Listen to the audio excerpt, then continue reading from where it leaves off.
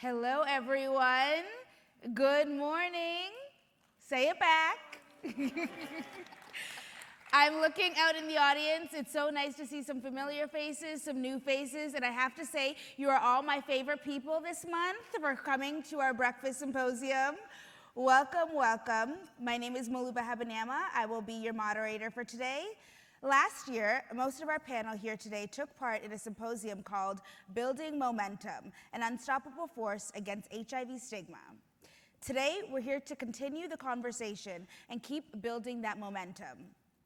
Before getting started, we'd like to acknowledge that this symposium is taking place on the traditional lands of the Anishinaabe, the Haudenosaunee, the Lenape, and the Ataywadan peoples, and on the lands connected to the London Township and Sombre Treaties of the 1796 and the Dish with One Spoon Covenant to Wampum. We recognize the privilege we share to learn and work on this land. We'd love to hear from you today. Throughout the program, poll questions and other forms of engagement will appear. There is also space for you to submit questions to the panel. You can scan the QR code on screen or at your tables on the little slides to access the Slido program, or go to slido.com and enter the code you see on the screen. Please engage with us. Thank you to ViiV Healthcare for your support of this symposium. This disclaimer explains that the content was designed and developed by our expert panel here for educational purposes, and discussions represent our individual views. As I've said, my name is Muluba Habanyama. I work at the Ontario HIV Treatment Network as the lead equity of strategic partnerships, and I'm also a national spokesperson for the Canadian Foundation for AIDS Research.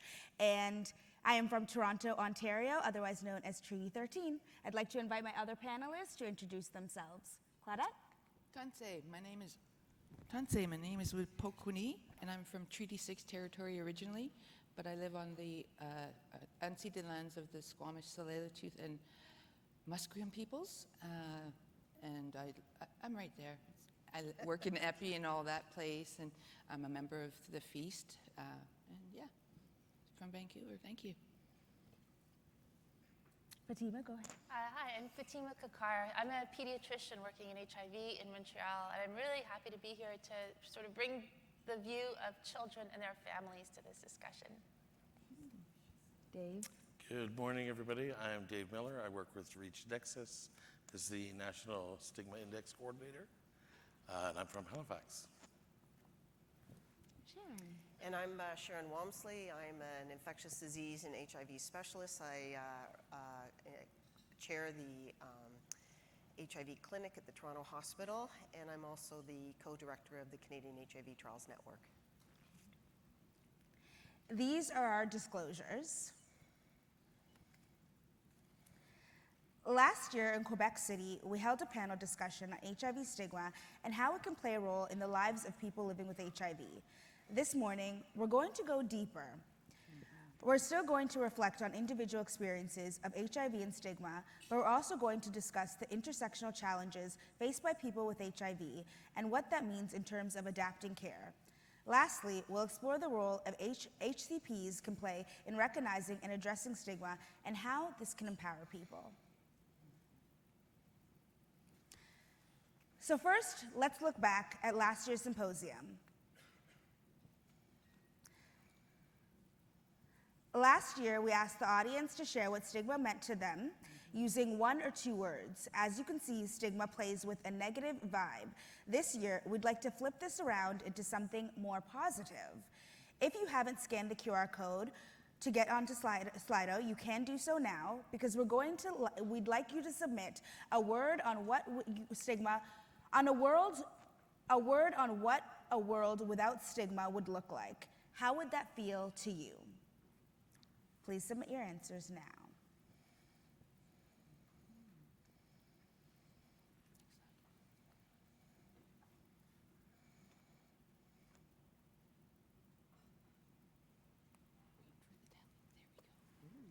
It's free.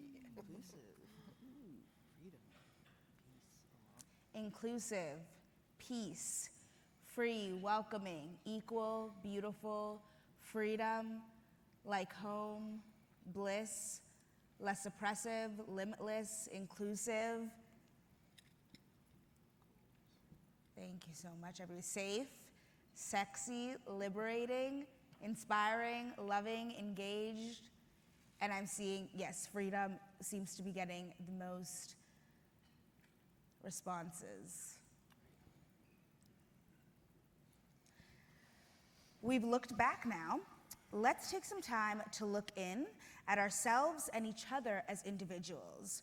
We're not just one thing, and our intersectional experience can define us better. I'll hand this over to Dave first, then Fatima will pick it up. Thanks, Muluba. I just want to set the scene with some recent findings from the HIV Stigma Index. And after completing the final regions, we're still actually collecting some data in Saskatchewan. But despite the progress, HIV stigma remains strong and affects people differently depending on who they are. For example, someone with more health risks, such as depression or low income, that can contribute to higher levels of stigma. On the other hand, things such as resiliency, social support, and self-efficacy reduce stigma. What was not surprising was that despite the great work that's being done, there's still a large number of people that are not aware of U equals U, which is troubling because U equals U reduces stigma. Yes, sorry. While alarming, this is actually consistent with findings from other countries.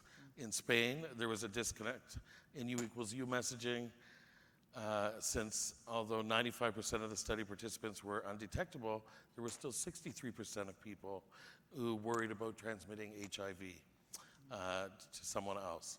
Now with that context, I'll hand it over to Fatima to get into some intersectional experience. Excellent, thank you, Dave. So I think before we dive very deep into stigma, we are going to talk about intersecting identities. And I think, there have been terrific presentations these last couple of days and posters about this. And just in a nutshell, I think everybody in this room probably carries with them at least one of these different identities. And unfortunately, one and all of them can really be the object of stigma. And the challenge is that when you're living with HIV, many of these intersect. So it really just compounds the experience of living with HIV and the experience of stigma that are faced with any one of these single identities. And there's some really great data.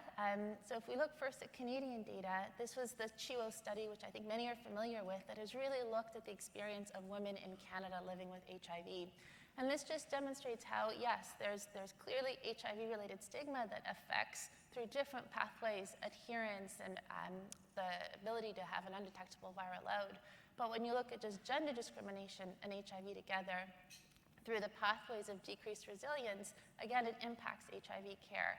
And when you look at the issue of racial discrimination, it's different in that in some instances it really increases resilience, but at the same time it can also decrease the ability to have an undetectable viral load.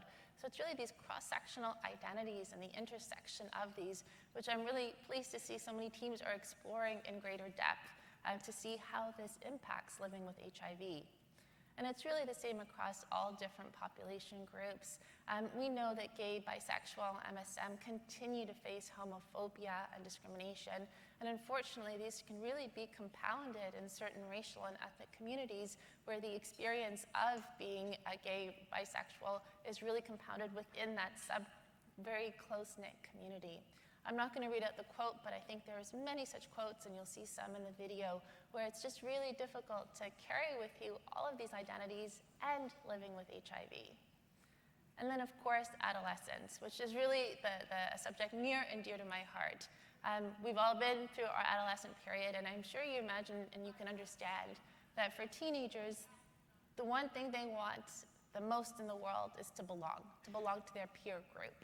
And so when they're living with HIV, they have a constant fear of what disclosure and what the stigma associated with it can mean into their lives.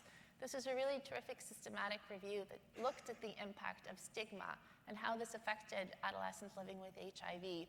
And this is what we see in our day-to-day. They live with a constant anxiety that somebody is going to find out, somebody at school, somebody in their peer group. And this has huge impacts on their medication adherence. Adolescents stop taking their pills on weekends or holidays or school outings because they fear this is going to accidentally disclose. And sometimes they intentionally stop taking their medications because they just want to feel normal. They want to feel like every other teenager. So in an effort to just forget about their HIV, they stop taking their pills. And this really compounds. I think you're aware that adolescents in general experience a lot of anxiety and stress, and mental health issues are increasing. And just living with HIV and being an adolescent and trying to deal with the impact of all of this really compounds it. And then they're faced with social isolation and exclusion. And we've had really terrific talks this week about how important it is and how loneliness really plays into long-term morbidity and mortality. And you can imagine if they're growing up with the secret of HIV, you're feeling isolated and loneliness, how this can really impact you later in life. So I'd like to ask my panelists, Dave, starting with you, how do intersecting identities play a role in your and others' experience, and how might stigma manifest differently? Well, I think if we look at some of the statistics that came in through the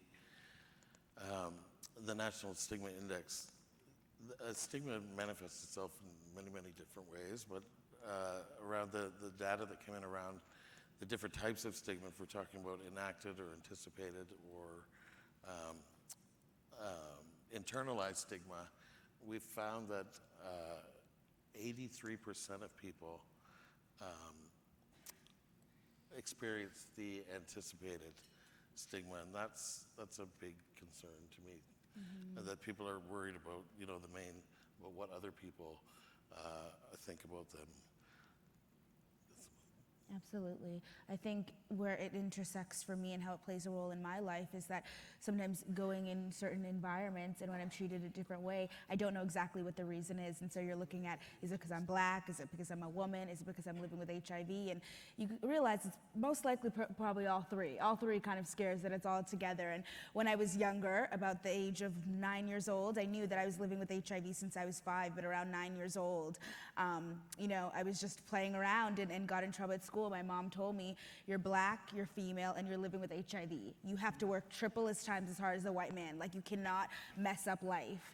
And that's a lot to hear as a 9-year-old. That's a lot of pressure. But as an adult, I understand what my African mother was saying. And I understand when I was in college and a professor told me, you might want to change your name on your resumes, what's your middle name? And I said, it's Princess, I was born in England. My dad thought I was the princess. And so, I have a name like Muluba Princess Habanyama, and that could even scare people off because it doesn't sound, too English. And so you see that intersects, and in my life, I can see all kind of those things playing where I'm dealing with sexism, I'm dealing with racism, I'm dealing with HIV stigma, and all of them need to be addressed in order for me to feel comfortable and safe in situations. Fatima, back to you. Thanks, Muluba. I really did want to highlight this because it really illustrates what we're dealing with when it comes to stigma and HIV within families.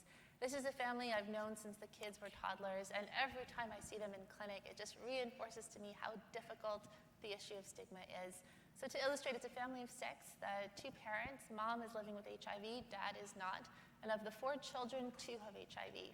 And it's been such an issue because the dad is a proud caregiver, he's a proud member of his community, and his identity is really being the caregiver. And he works in a tightly knit community and a business within the community, and he's so afraid of the identity that somebody will find out about the family having HIV that he pays for all of the family's medications out of pocket because he's so afraid that if it goes through his health insurance plan, which it must in Quebec, that his employer is going to find out and that somebody within the business is going to find out. So for years he struggles, he works multiple jobs to be able to pay because he's so afraid that if he doesn't, somebody's going to find out. And then even within the family, there's such fear of disclosure. So mom is living with HIV and yet has been reluctant to tell her children, which is fairly standard in pediatrics. Children are not aware that they're living with HIV until they're old enough and mature enough, and the parents accept that they tell the children about their HIV status. And so she's so afraid that if she tells them they have HIV, they will lash out at her and be upset with her and blame her. And then there's the fear of disclosure within the family. What happens if the siblings find out? What if they tell their cousins? So much so that it impacts the lives of the children. They're not allowed to go to sleepovers. They're not allowed to go on school holidays. And Mom is so afraid that the HIV will leak out into the extended family or the school. And unfortunately, the younger children really can't have the lives that they really are allowed to have and should have.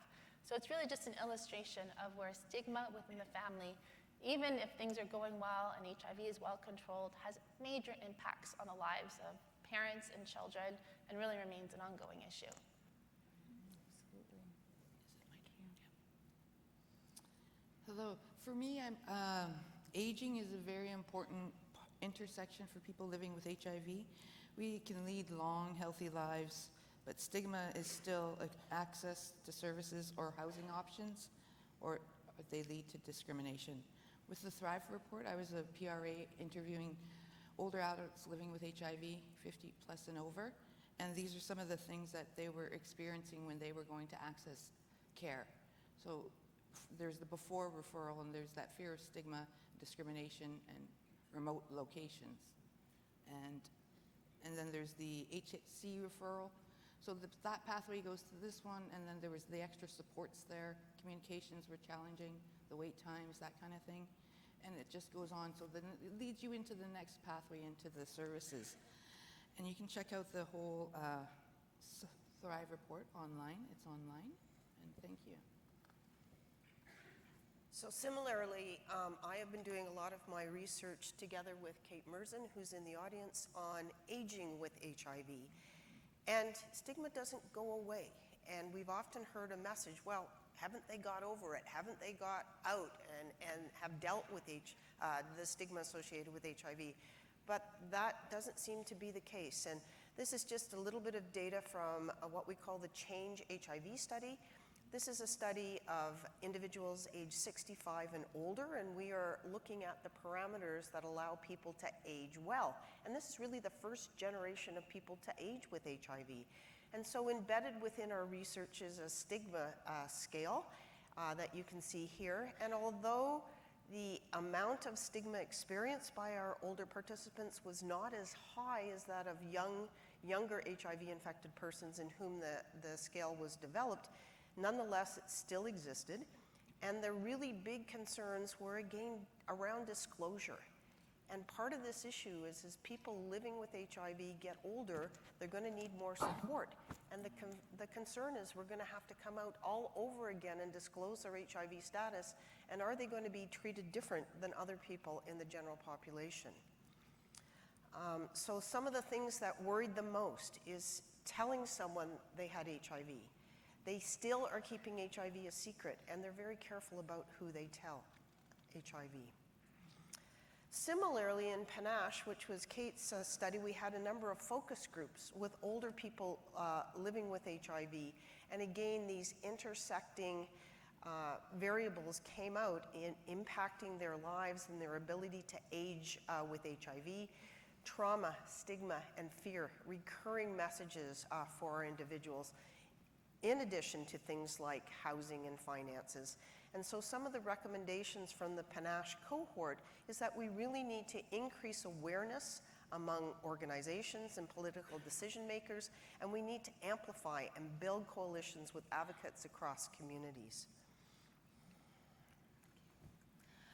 Claudette, how can we create bridges or resilience across within different communities to counter stigma? How can we engage community in research without tokenism? Well, people have different experiences, that's a first point, and as we have similar struggles, be your authentic self, let it go while keeping yourself grounded in the activities that ground you, like work, or to break that cycle of discrimination, whatever it is that you're going through. Just break that cycle. Be that first one, the brave one. For myself, what I mean about breaking the cycle, little story. My late daughter, she was 10, and I learned from my mom and getting beat. I've raged at her. I was on bromelain. I was breastfeeding a newborn, and I flipped out on her like my mom would, and I gave her a backhand like this, and it was so hard that she had a bloody nose and a fat lip, because she didn't change out of her school clothes to her outside clothes. And that night, that's where that cycle got broken. I went to her bed, and I kissed her goodnight, tucked her in, and I said, I love you. Those were words that my mother never did, or was never home to do those kind of things. And that's what I mean about breaking cycles. You gotta take that trauma and turn it into karma. Thank you so much for sharing.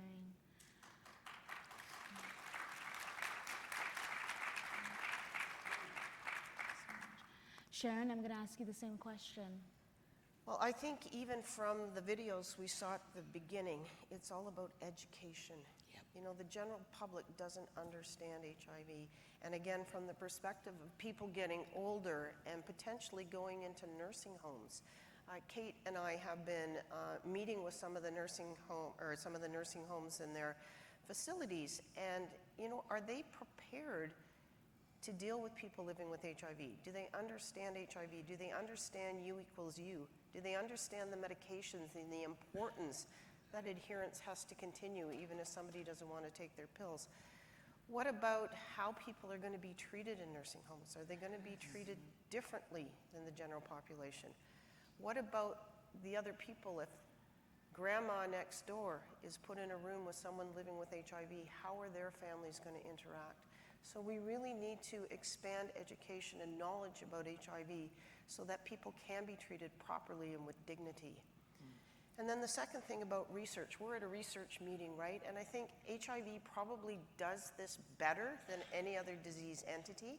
But clearly the principles of JIPA and MIPA and involving our patients in our research right from the get-go, and clearly many of the research projects we do, community are there. They're helping us design the research question, they're on our grants, they're at our decision-making meetings about how we analyze the data. We even involve them in analyzing the data.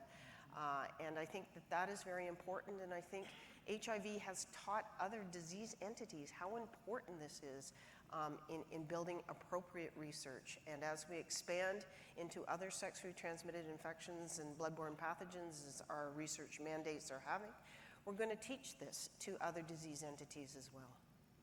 Thank you for sharing. When you mentioned the nursing homes, I actually got a shock because you think about, I remember being stigmatized as a child, and I wonder, yes, what will happen with age and that. Yeah. So that's very important work.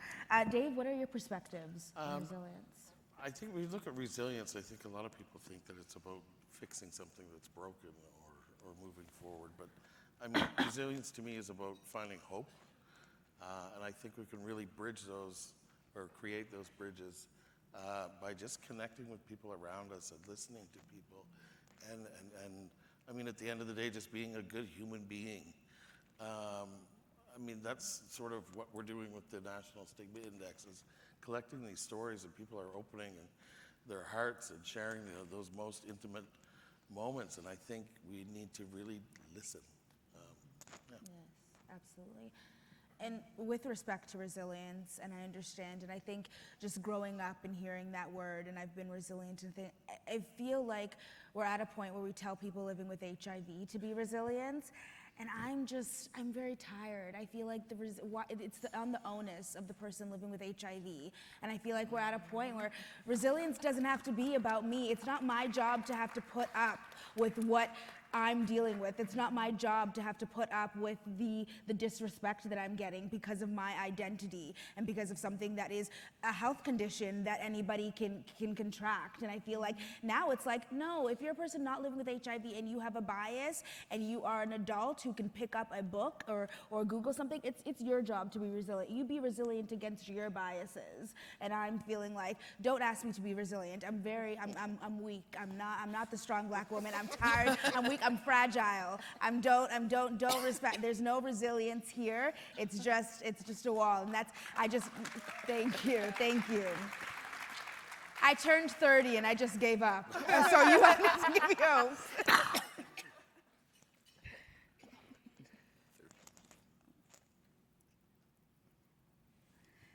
So next we have another polling question. I wonder, from your perspective, what is the biggest obstacle to overcome HIV-related stigma in Canada? Let it go back. Oh, Wow. education It's system. only one person voting. Oh, Okay, now we're seeing 6. Education system, healthcare sector, boob. okay, media.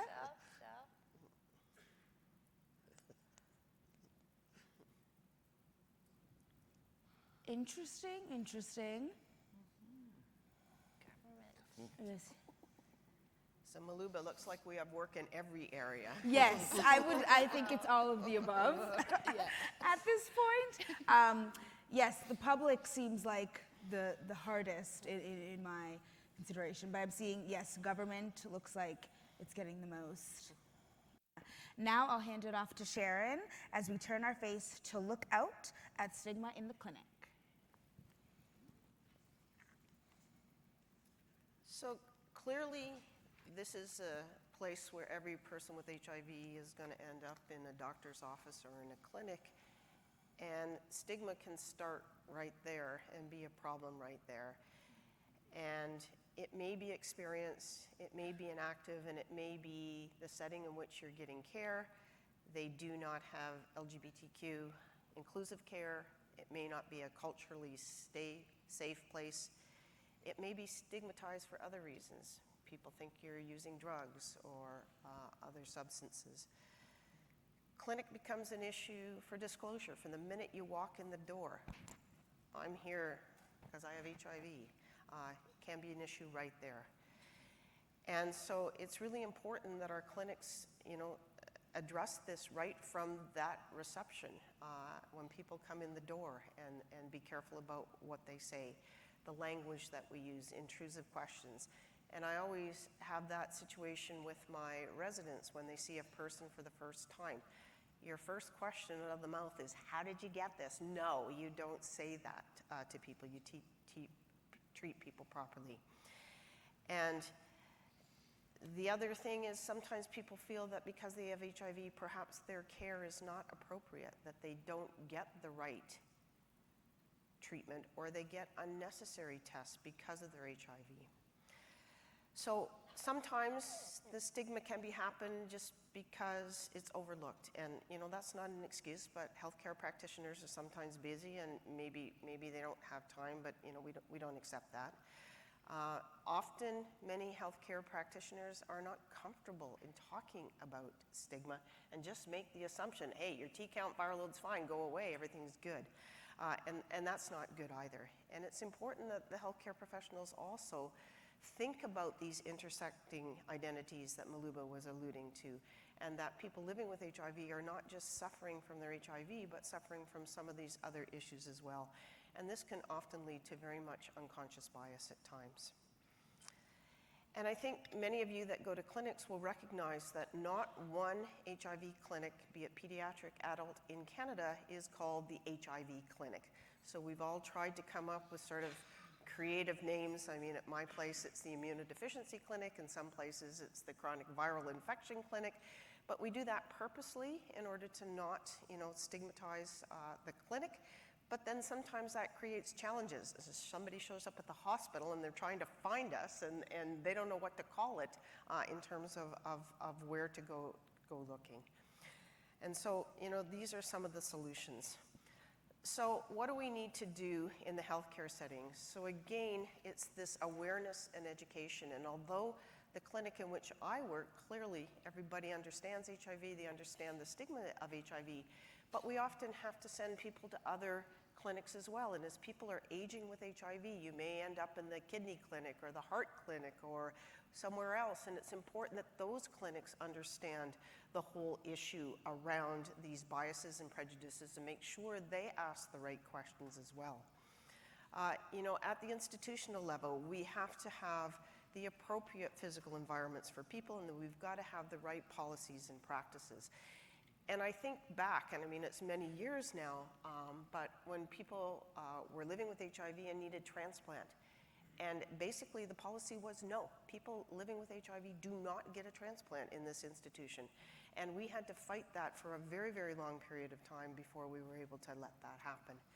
Similarly, sometimes people living with cancer, the cancer doctors may not give them the full treatment of chemotherapy because they don't think they're strong enough to take the treatment, and they're ending up with suboptimal therapy.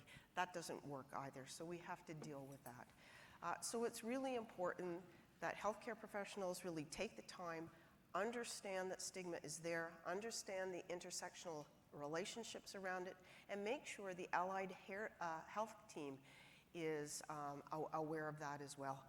And the recognition of stigma is now coming into our guidelines. So the EACS, which is the European AIDS Society guidelines, actually now talk about using these PROM, these patient-reported outcome measure tools in the dialogue between healthcare providers and their patients to make sure that we address what is important to patients.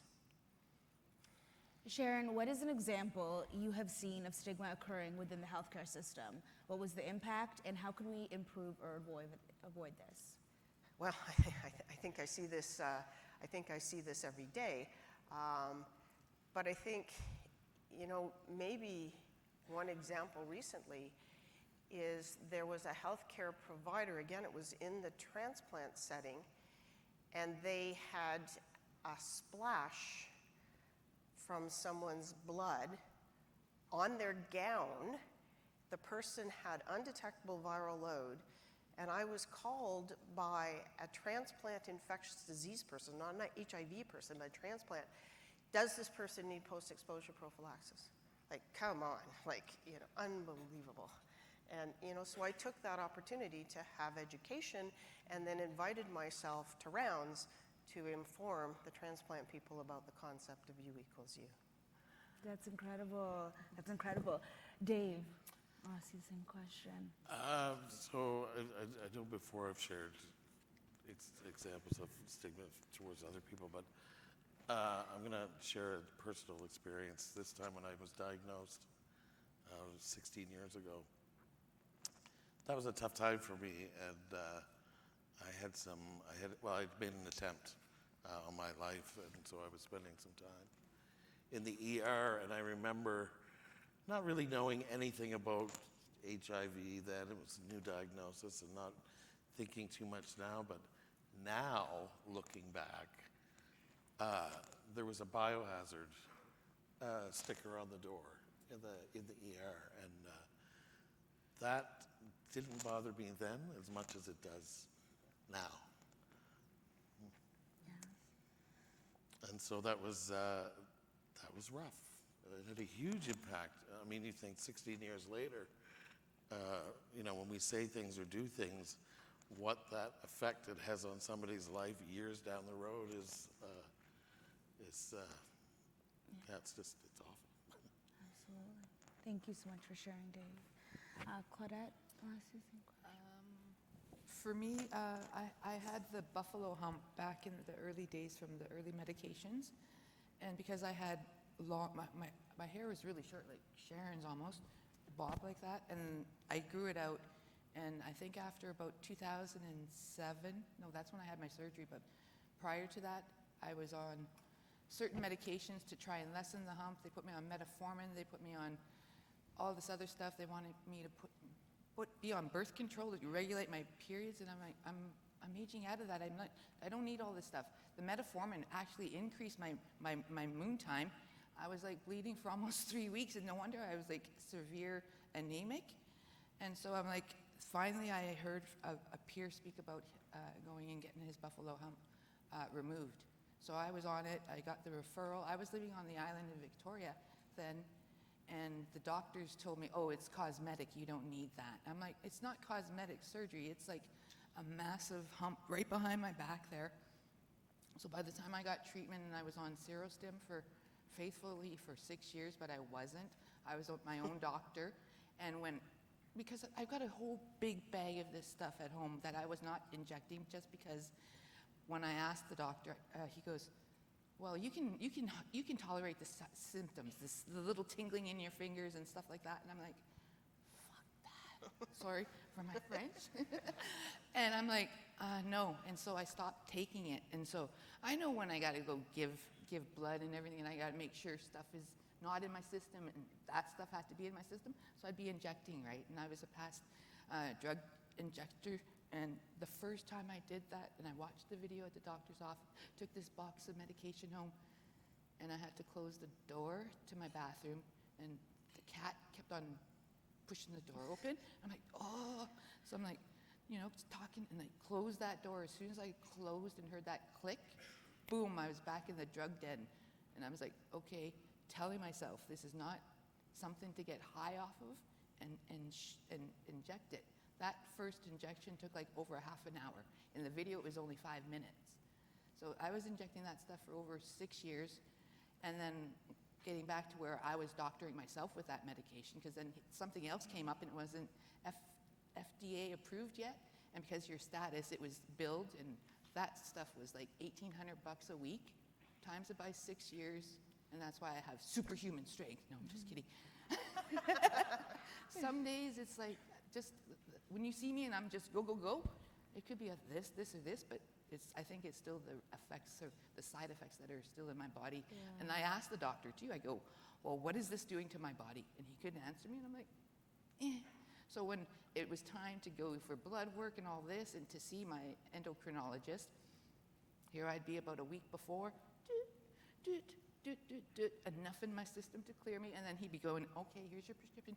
And I'm like, and then I stopped telling him I don't want to take it anymore. No. And then he kept on trying to get that other one in me, and I'm like, I'm done being a guinea pig. You get tired of being that individual, like, oh, there's this newest thing. Yes, it's good for all the other individuals that are living with HIV, but I've done my part. I was that side freak show when I go to St. Paul's, right? Because all the doctors that are attending and everything, somebody with the buffalo, oh, and I had a whole like 5, 6 of them sometimes, just like, I'm like, it just gets. There was a real problem with them saying that was quotes unquote cosmetic, yes. and didn't remember how much that was stigmatizing, that people, I remember walking down Church Street and you would know who had been on the protease inhibitors because of this, and it led to non-disclosure. Exactly. Yeah. Thank you. Thank you for sharing, Thank Claudette. you. And it sounded like they were just telling you what to do. Yeah. Do this instead of actually having conversations and collaborating. Thank you for sharing. Fatima, I'm going to ask you the same question. So for me, what's always striking is the newborn nursery and the postpartum period. So during pregnancy, women come to our clinic and I think they feel secure, they're with us, but what happens is when they deliver, it can be anywhere, any nursery, any hospital setting, and it's mind-boggling to me because, we have many new nurses, many people and the fear around that newborn, doing that newborn's care, we get panic calls in the middle of the night saying, oh, we have a baby, mom has HIV, what do we do? We have, normal newborn care, regular care, and every morning when I go see the family, I have to reteach the unit. Everything's fine, she's undetectable, and it boggles my mind. I do this regularly, and so no matter how hard we try, even within the healthcare setting, to reinforce the message that, normal lives, healthy babies, it just creates panic, and still to this day, it continues to create panic. Right. Yeah, and seeing that the mother's being stigmatized, they're like, oh, you're living with HIV, how dare you have a child, bring the child here, something must have been wrong, and that brings back memories. And I think for me, so I was in pediatric care, and I transitioned to adult care, and after my mother passed away, I moved from Halton to Peel region, and so I'm not sure what happened where I came up in the system as a new diagnosis, and so Peel Public Health had called me to come in. I didn't know what it was about, and so I went to the office, and a woman had said, you came up as a new diagnosis, here's the pattern, you have to write down everyone you've slept with, this is what you need to do, this is the latest ASO, and I was just interrogated, and I told her, I said, what do you mean? I said, I haven't slept with anybody. She said, come on, you have to be honest, And I said, I was so shocked. I said, I go to McMaster, my doctor was Dr. Siegel, now I see Dr. Smale. I felt like I had to just give word vomit. I thought she was gonna take me to jail. And I said, I was born with it, and she said, born with it. And so here this public health nurse did not know you could be born with HIV, and I was having to educate her, and this was before activist Muluba, and before Tired, Resilient Muluba. And so from there, I got very scared. I got scared of the system. And my sister will tell you, I will not go to any medical services in Peel region, apart from my dentist. And if my HIV specialist could do dentistry, I would. But Dr. Smale, thank God for that angel. She was kind of my family doctor for a while. And when I went to her for birth control, because I needed birth control. She said, okay, you should, looked at the recommendations and it kind of went through her book and said, I think the IUD would be the best option. I'll have to refer you out to get it. I said, why don't you put it in me? She said, oh no, I don't do it. I said, well, ain't you a doctor? I said, hello, just do the damn thing. Come on, Dr. Smale. She said, no, that's not my specialty. I said, you went to medical school for years. You should, let me go to medical school. I'll come out knowing everything, okay? And so I went to this random doctor in Hamilton and got the IUD. And when Dr. Smale retired, it was like, now I kind of had to open up and be like, okay, I'm gonna find a family doctor that's not stigmatizing. I'm gonna get a new specialist. And I realized from that time of being 19 and being called into public health, I still have that fear, even in standing up. And so that was just a scary experience. And now, shout out to all my public health workers, but you know, we need to talk. Next, we're going to do another poll. When it comes to addressing stigma in the context of healthcare settings, what is most important?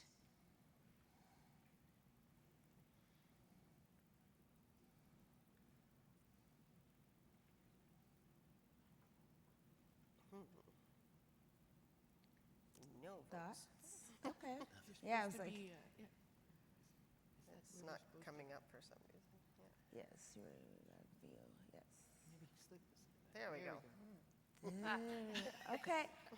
Education of staff asking people about HIV, implementing new policies, all of the above seems to be I would agree. What do we think? I think we said, you know, amongst us collectively that all of these things have been really important and need to Yes. continue to be important as we go forward. Absolutely. And it's doing all of them in conjunction with each other. I think it's not just, okay, implementing We're new just gonna start policies, here and then yeah. what do we do? Yeah. And it's like, how does that work? Absolutely. Thank you. Thank you for those who participated. Now let's turn our faces forward and look to the future with our calls to action. Last year, we had the audience share their own calls to action, and you'll see some themes and quotes summarized here. Out with the status, and continue to empower people living with HIV to find power rather than stigma by being open with confidence and safety rather than fear to live in their best positive life. Let's see what else. Different quotes. Claudette, what is your call to action? For me, it's the HIV self-test kits, and to keep that going. CAN has put forth a statement on funding for HIV self-testing in Canada. We still need collective action to ensure this comes back. Because you got to think about, there's all new test kits for everything, it seems. There's Hep C, there's all this.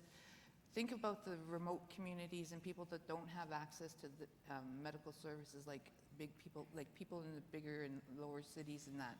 That's why it's very important that people still have access to those self-test kits. Thank you. Thank you. Thank you so much. Agreed. Fatima, what is your call to action? I mean, I think I'd really like to bring this much more to the public discourse because I'm just always bewildered by the media and how fascinated they are by some topics like COVID and how the public's knowledge is so great about some topics and not with HIV. And I think it's such a good moment to capitalize on the public's knowledge of science and their interest in science to really reframe the message about HIV, you equals you know, all the changes that have been made, which really aren't in the public discourse. So I'd really like to try and get some media attention onto HIV and where it is in 2024. Yes, absolutely. I agree. Dave, what is your call to action? I'm going to support Claudette's call to action.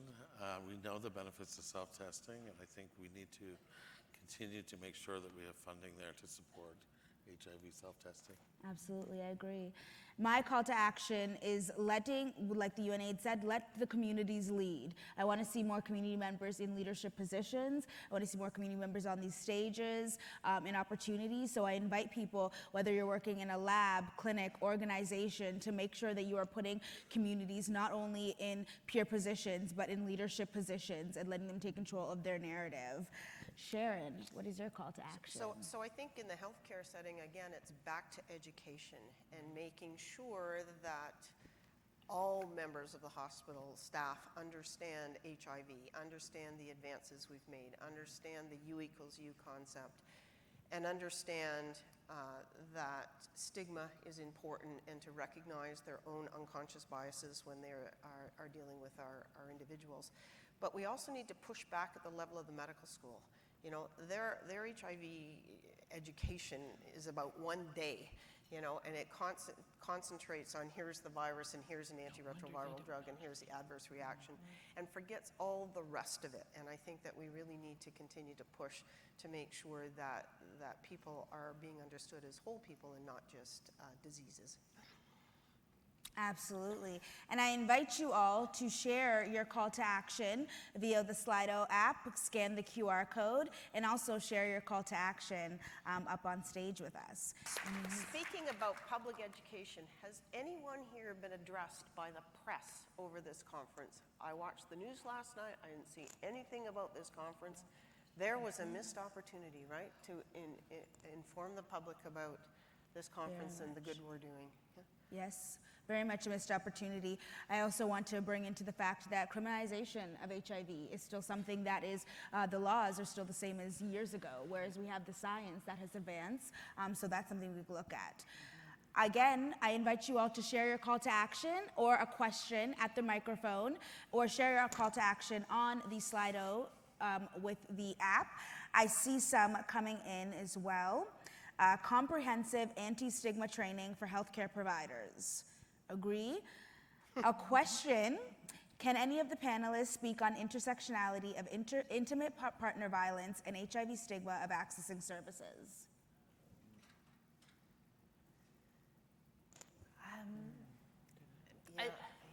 So clearly, intimate partner violence is huge and probably impacts people living with HIV more so than the general population, and I think was also exacerbated by the COVID pandemic. And I actually have a student actually doing a little survey right now to see the impact that the COVID pandemic and the shutdown and having everybody at home created, particularly for women living with HIV.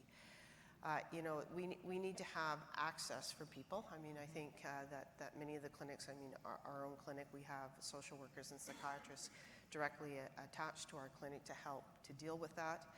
I mean, often there needs to be a safe place to go, and our shelter system is overwhelmed, and it's very hard often for people to get. And I'm thinking of a woman in my practice recently.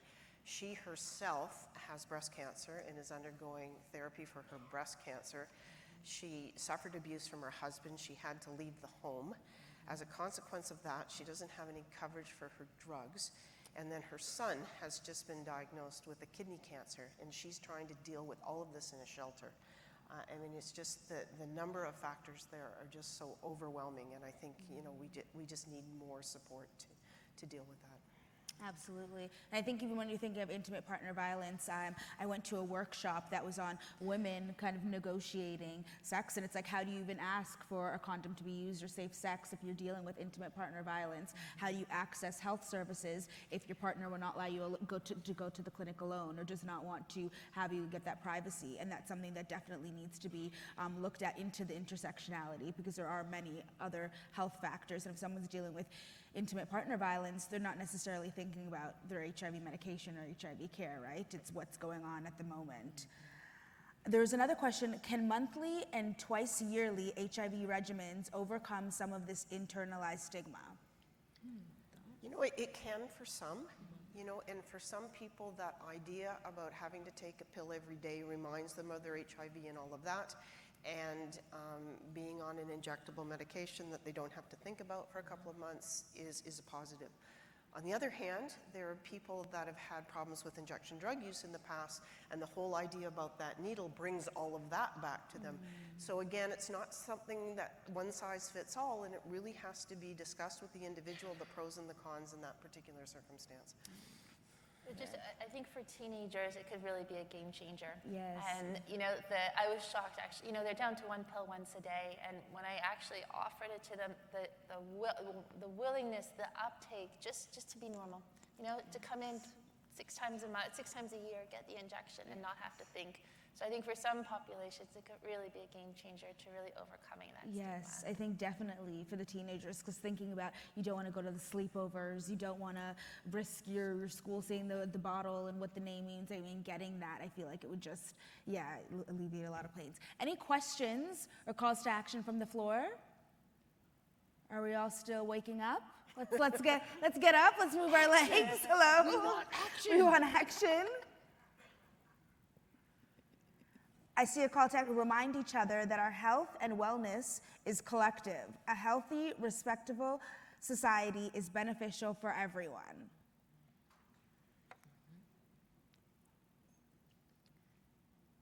Yes, hello. Well, okay, I'll leave my tippy toes. Hi, good morning. Good morning. Thank you. My name is Watetu, and thank you so much, the panelists, for a beautiful morning session. It's worth waking up. Seriously? Sorry, I was training. So I just wanted to share my call for action. I work in the shelter system, and that is one area where there's a lot of HIV stigma. And an area also there's no education when it comes to women accessing the shelter system at the intersections of IPV and HIV. So my call to action is bringing a lot of education into the violence against women's sector. Thank you. Thank you. Very important. Oh, Dr. Siegel, that's my pediatric doctor, y'all. She was, I feel like a proud mom. I have to address, as a pediatrician, the child welfare system. And I think we all are aware that there is overrepresentation of Black and Indigenous children in general in the child welfare system, and also particularly around the area of HIV. And I know that I've had to educate child welfare workers about the real risk of transmission or lack thereof, of the issues around vertical transmission. And I think that that's another group that really needs to be educated, because when they're not, they can cause real harm.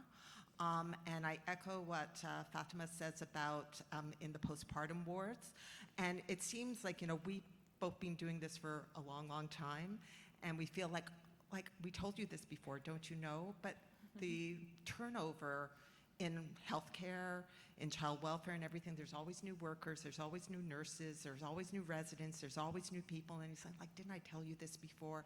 But they're new and they haven't heard it. So I call for us not to get tired, to keep on doing this work, to keep on educating, because it's never ending, and there's always new people coming up, and there's always new people who need to be educated. So I think not just in healthcare, but child welfare in particular, I think it's really, really important.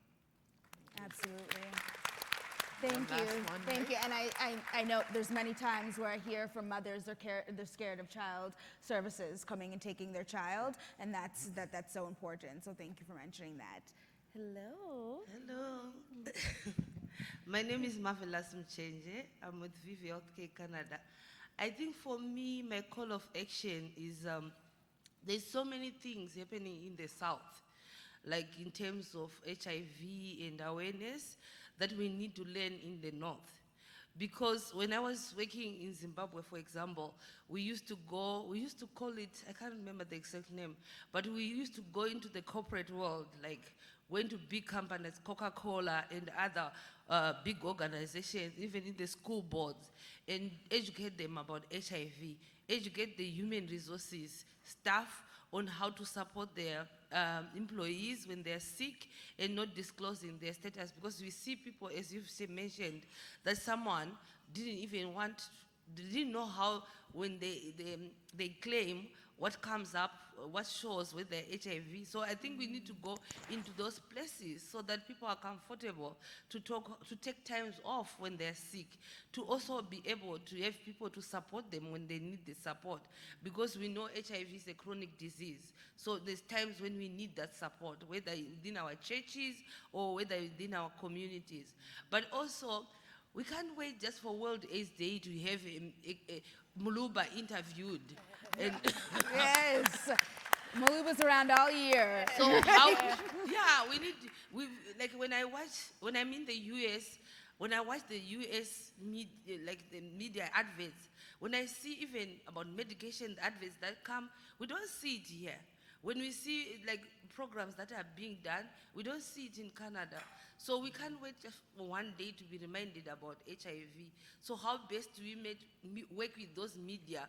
Even in our magazines, like we used, Sway, for example, used to have adverts here and there and short clips. So we need to see billboards, not just see a billboard when we're at a conference. We need to see billboards talking about HIV, but also showing that we can live and be productive with HIV. What are our parliamentarians doing? What are our celebrities doing to show that HIV is just a manageable disease? So for me, I think it takes more than just a conference or... Thank you. Thank you so much, Marvelous. Thank you. Shelley, and this will be our last comment.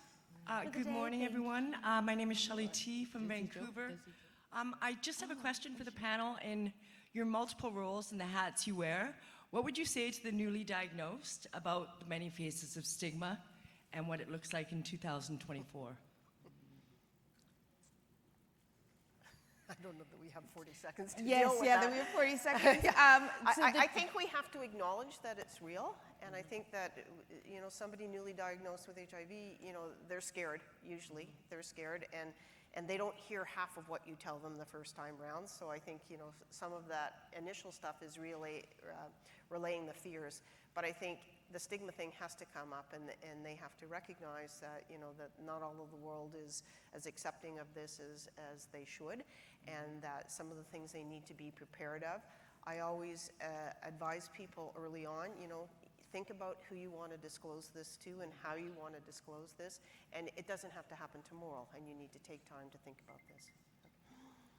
Absolutely. Yes, I think with the newly diagnosed, I think what helps is also knowing the history. But I think Dr. Siegel had said something where my mom said, it's a shameful secret. It's a bad thing to have. Don't tell anybody. And it almost feared me and said, what is wrong with me? Where it's explaining that HIV is this condition. You know, it's a condition many people have. And it's a condition like any that you take medication. But there's some people that don't understand it. And there's some people that may treat you differently. And explaining it that way in a compassionate way, I think would be one of the best ways to explain the many faces of stigma. And again, if they're a person of color, if they're a woman, there's going to be that intersectionality and understanding that for sure. I think, and then just taking that time with that individual, because newly diagnosed, they're scattered. They don't know what's going on. They've just heard this news diagnosis.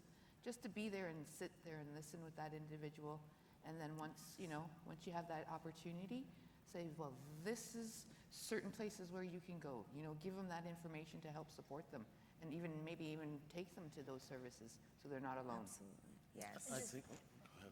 No, Or just again, with children, they find out their diagnosis around age 10 to 12. So for them, their new diagnosis is right then and there. And it's exactly what you said. We have to reinforce that, yes, you have to keep it to yourself, because a lot of people in the outside world don't understand. Your classmates won't understand. Your school won't understand. But it's not your issue, it's their issue. But because we want to protect you, until more people understand better what is HIV and what it means, for now you have to keep it, or you should keep it to yourself until you're old enough to be able to explain it. And Absolutely, yes. And I see that we're over time and there is another session coming up, but please share your calls to action via the Slido app. We will call that open.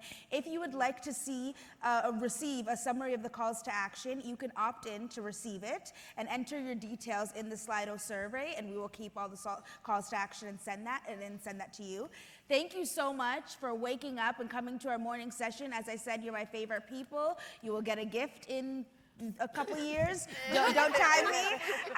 And thank you so much to our panelists, Dr. Walmsley, Claudette, Dave, Dr. Kakkar. Thank you so much for being here today. I am Muluba. It has been a pleasure speaking with you all today. And again, please remember, stigma is something we have to fight every day. It's not just the person living with HIV. It's all of our responsibilities. So let's leave this room. Let's leave London, Ontario, and let's bring this education to the masses. Thank you so much. Have a great Saturday. And to Muluba for being a wonderful host. Thank you so much. Thank you.